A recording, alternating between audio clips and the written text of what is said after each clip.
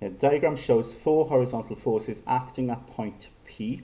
Okay, so there's our forces 1, 2, 3, 4, and we need to find the value of T, the tension in this force, and the angle that it makes theta there. So this time we've got to find the angle, but we're told that it's in equilibrium. So we need to obviously form our cross situation here, okay, to resolve the forces in the x direction and the y direction.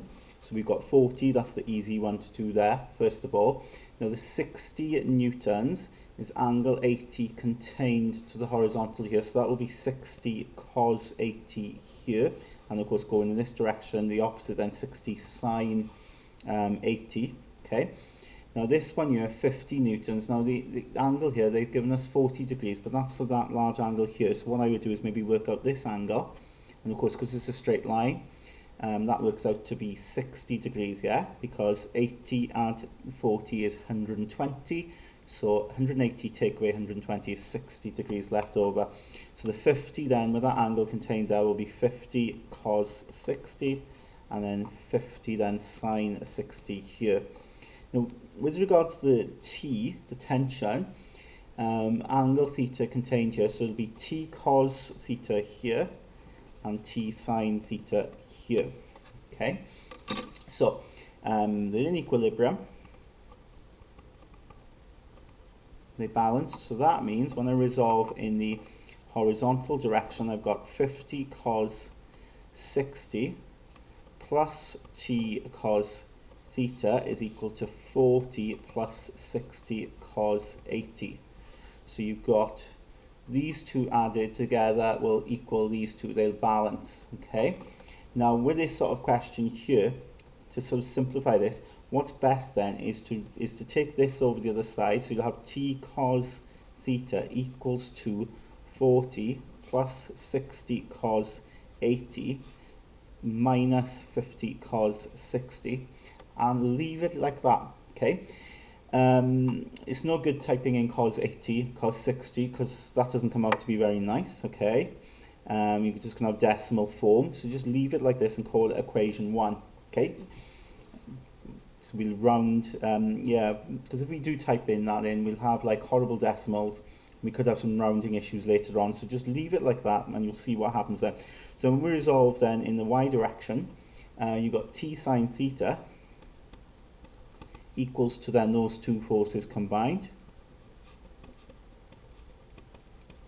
We call that equation 2.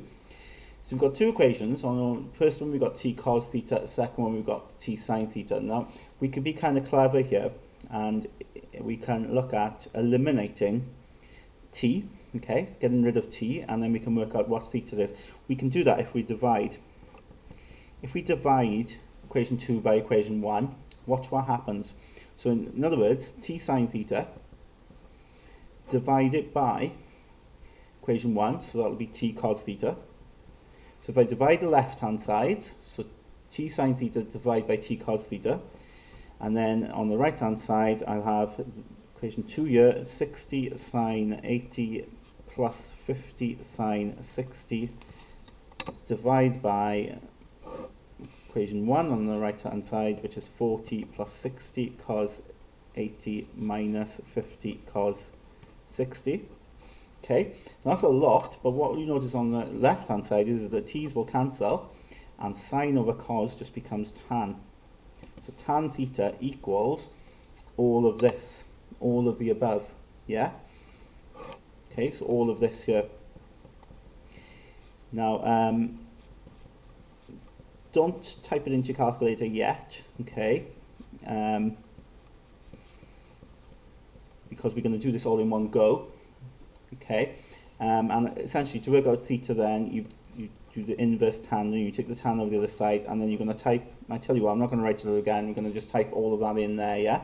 So on my calculator, I'll have shift tan, okay, shift tan, and then fraction 60 sine 80, close bracket, plus 50 sine 60, close bracket, arrow down, 40 plus 60 cos 80 minus 50 cos 60, close bracket, and then go across to close the big bracket. So you've got tan to the minus 1, then you've got theta come out to be 76.06 degrees rounded, 2 decimal place. Okay, it's always good to go back and check to make sure you typed it in correctly. Okay, but there's my angle there.